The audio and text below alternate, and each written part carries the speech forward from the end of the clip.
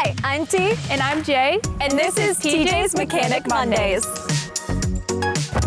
We all know life moves fast, and you never know when car trouble might hit. And that's why we've teamed up with Kevin at Fix It Forward here in Fargo for a monthly segment aimed to keep you and your car rolling through the valley. On this month's episode, we're getting you ready for warmer weather with some tips and tricks to de-winterize your car. So hop in. TJ's Mechanic Mondays starts right now. We are back in the Fix It Forward garage with Kevin, and now that North Dakota's tundra is starting to thaw out, we're getting you ready for some spring weather.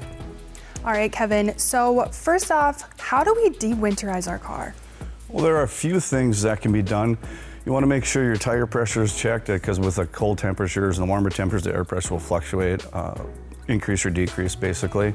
A few other things to check, belts, hoses. Want to check your antifreeze and make sure that's up at the correct level. And coming into summer, that it doesn't necessarily need the freeze protection we do in the winter, but it should always stay consistent in there.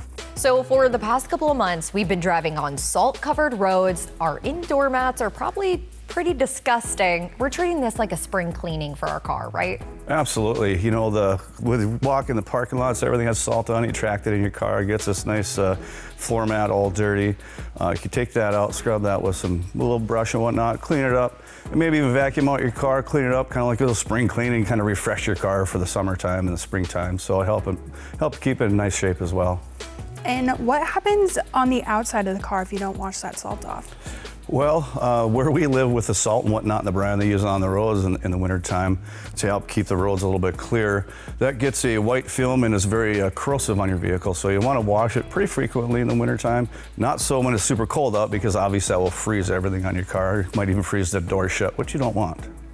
Now, I want to focus on the windshield in the windshield wipers. What's the difference between having a winter version of those versus spring and summer? So your windshield wipers, when there's ice on your window in the wintertime, and you turn your wipers on, it's really hard on the wiper blades, you can wear them out. So generally, you want to replace them in the springtime for the spring rains and the slush we might be having coming down on the sky. Most of the time, they're different lengths.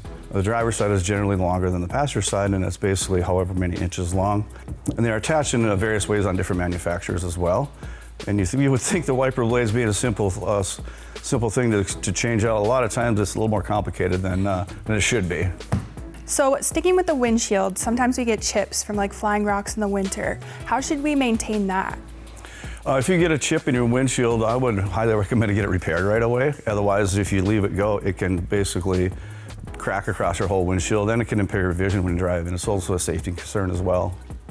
And on that note, does a chip mean a full windshield replacement? No, they could do a chip repair generally within about an hour. So it's very, very easy for those guys to do. It generally costs you about $50 or something like that, or sometimes your insurance will pay for it as well. And we're jumping back inside the hood. When it comes to belts and hoses, what are they and where are they? Most of the vehicles only have one belt. Some still have two, but there's only one serpentine belt that runs all your accessories on the front side of your engine. As far as the hoses go, generally there's an upper radiator hose, a lower radiator hose, and on an SUV that has rear heat, they also have heater hoses that run all the way to the back of the vehicle to the heater core in the back. All right, and then what are some signs that you might need to change these belts and hoses? If you hear a squeaking or a chirping sound underneath the hood when you start your car, that could mean that your belt is getting glazed or worn. And if your belt is getting cracked, it can start fraying and flying apart. So we talked about cleaning the outside of your car. Is there any reason that you need to give under the hood a deep scrub? You can, but I would be careful not to use a pressure washer, because if you do that, you can harm things, especially if you get water down on the spark plugs and the ignition coils can cause a misfire. All right, Kevin, now that we are under the car, let's talk tires when we're transitioning from winter to spring. All right, Kevin, so why should you switch from a winter tire back to a regular tire?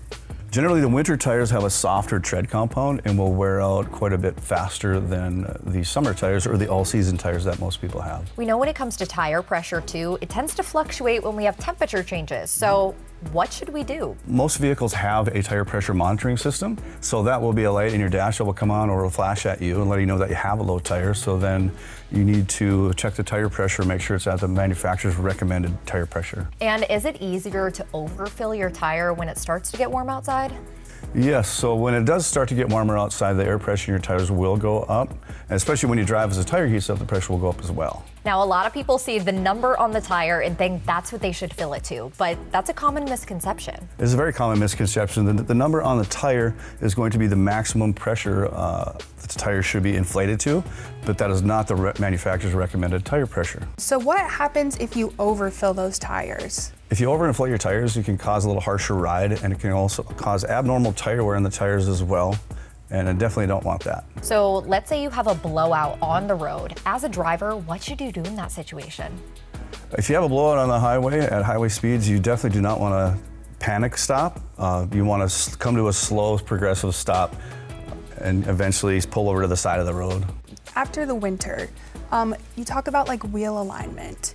What happens if you don't align those wheels? If you don't align the wheels, it can cause handling issues, or it can definitely cause abnormal tire wear, which will decrease the life of your tires. All right, you're checking out under your car and you see a lot of rust from the winter time. What do you do about that? Well, in some cases, if the subframe is starting to get pretty rusted through and whatnot, can cause a safety concern. That can be replaced, but it's quite costly. Other parts of the car that are kind of a unibody get pretty rusty. There's not much you can do there. Thanks for tuning in to this month's episode of TJ's Mechanic Mondays. I'm T. I'm Jay, And I'm Kevin. and we'll see you guys back here next time.